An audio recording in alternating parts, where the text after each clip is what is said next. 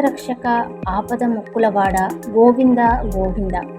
తిరుమల పుణ్యక్షేత్రాన్ని కోట్ల మంది దర్శించుకుంటూ ఉంటారు. ఆ గోవిందుడిపై భక్తి విశ్వాసాలకు సంబంధించి ఒక్కొక్కరిది ఒక్కొక్క రకమైన అనుభూతి.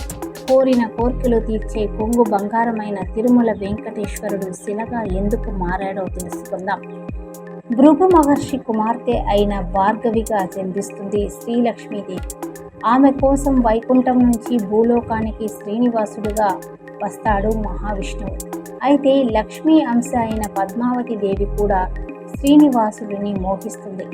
ఆమె ఆకాశరాజు కుమార్తె. ఆకాశరాజు ఆ స్థానంలో ఉంటూ భార్గవిని ప్రసన్నం చేసుకొని ఆమెను పెళ్లి చేసుకోవాలి అనుకుంటాడు శ్రీనివాసుడు.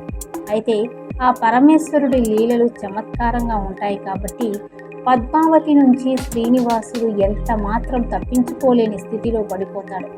చివరకు ఆకాశరాజు కుమార్తె అయిన పద్మావతితో శ్రీనివాసుడి వివాహం జరుగుతుంది. ఇది తెలిసిన మహాలక్ష్మి రూపమైన భార్గవి ఆగ్రహంతో అక్కడికి వస్తుంది. తనను ప్రేమించి తనే లోకంగా ఉన్న నీవు ఆమెను ఎలా పెళ్ళాడావు అంటూ నిలదీస్తుంది. అదే ప్రకారంగా శ్రీనివాసుడు తనవాడు అంటూ పద్మావతి గొడవకు దిగుతుంది. సపత్నుల కలహం ముదిరిపోవడంతో వారికి సర్ది చెప్పలేక శ్రీనివాసుడు శిలగా మారిపోతాడు.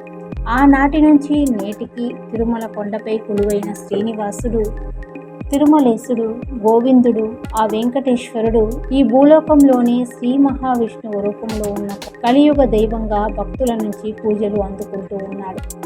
ఓం నమో వెంకటేశాయ, ఓం నమో నారాయణాయ.